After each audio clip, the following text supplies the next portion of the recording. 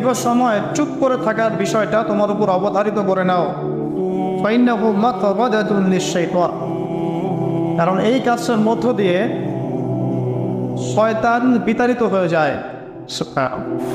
ওয়া আউনুন লাকা আলা আমরি দীনিক, দীর্ঘ সময় চুপ থাকলে তোমার দিনের প্রতিটা কাজ করার ব্যাপারে আল্লাহ তোমাকে সাহায্য করবেন, বা দীর্ঘ নীরবতার ব্যাপারটা দিনের প্রতিটা কাজ করার ক্ষেত্রে তোমাকে সহযোগিতা করবে।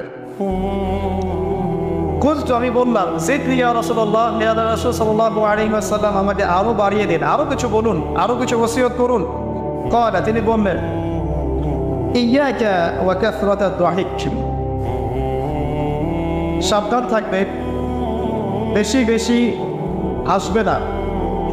ফাইন্নাহু ইউমিতুল কালিব, কারণ যারা অধিক পরিমাণে হাসে